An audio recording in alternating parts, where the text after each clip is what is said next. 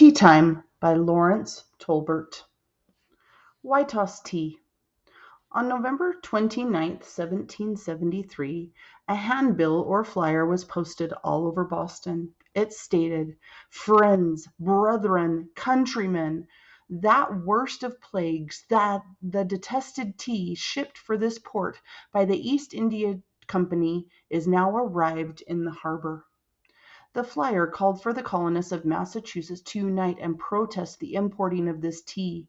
Weeks later, on the evening of December 16th, 1773, the water in Boston harbor became one giant pot of tea as the revolt against King George and the British government took place.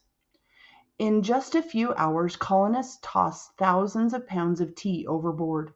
This famous event would later become known as the Boston Tea Party. Send it back. So, just what led to this wasteful tossing of perfectly good tea? Taxes. That's what led to this famous event in history. In 1776, the British government passed laws giving its country the right to tax American colonies.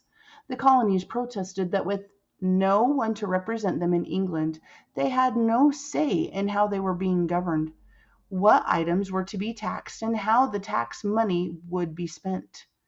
In the end, the British government dropped all the taxes, except for the one on tea, the beloved drink of British people and American colonists alike.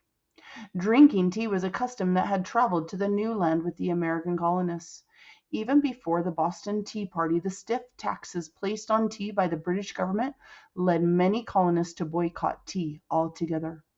However, King George III was certain that the colonists could not hold to their boycotts and tea replacements for long. He continued to send ships filled with tea, and he expected the colonists to pay the required taxes. When 3 ships filled with tea arrived in Boston around early December 1773, the colonists had finally had enough and refused to pay the tax. They called for the tea to be sent back. Town meetings were called to devise measures for getting rid of this annoyance.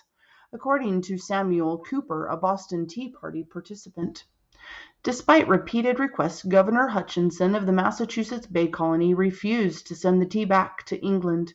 Instead, he insisted that the tea be unloaded and the taxes paid by midnight, December 16th. If not, he would force the unloading of the tea with the use of warships and cannons. To prove his point, he ordered 2 ships to stand guard at the entrance to Boston Harbor. No ships could leave the harbor without his permission. Many of the more outspoken Bostonians felt that the governor's refusal to send the tea back to England left them few options. On December 16th, 1773, Samuel Adams, a leader known for organizing protests against the British government, announced to those at a special town meeting, "This meeting can do no more to save the country." Were his words a signal that the time had come for action? A group of men at the meeting hollered and whooped a war cry. Groups of men marched down to Griffin's Wharf in disguise. Hundreds of onlookers followed to watch events unfold. Samuel Adams encouraged his fellow colonists to protest the tax on tea. That fateful night, Joshua Wythe, age 16, was one of the many to march upon the wharf. He described his experience to a journalist many years later. Here is a paraphrase of what he said. "I had but a few hours' warning of what was intended to be done. To prevent discovery, we agreed to wear ragged clothes, dressing to resemble Indians. Our most intimate friends among the spectators had not the least knowledge of us. At the appointed time we met in an old building at the head of the wharf, and fell in one after another, as if by accident, so as not to excite suspicion. We boarded the ship moored by the wharf, and our leader ordered the captain and crew to open the hatchways and hand us the hoisting tackle and rope, assuring them that no harm was intended them. Some of our number then jumped into the hold and passed the chest to the tackle. As they were hauled on deck, Others knocked them open with axes, and others raised them to the railings and discharged their contents overboard. All who were not needed on the ship went on board the others, where the same ceremonies were repeated. We were merry in an undertone at the idea of making so large a cup of tea for the fishes, but we used no more words than were absolutely necessary. I never worked harder in my life. Quietly and swiftly the chests of tea were dumped into the harbor. George Hughes, a Boston shoemaker, also joined in. Over 50 years after the event, Hughes recalled that night.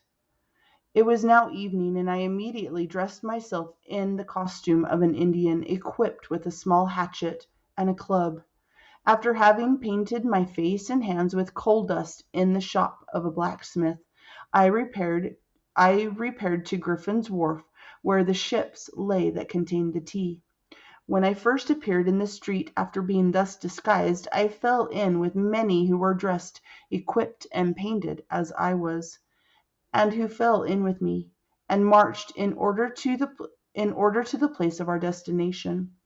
When we arrived at the wharf, there were 3 of our number who assumed an authority to direct our operations, to which we readily submitted. They divided us into 3 parties, for the purpose of boarding the 3 ships which contained the tea at the same time. The name of him who commanded the division to which I was assigned was Leonard Pitt. The names of the other commanders I never knew.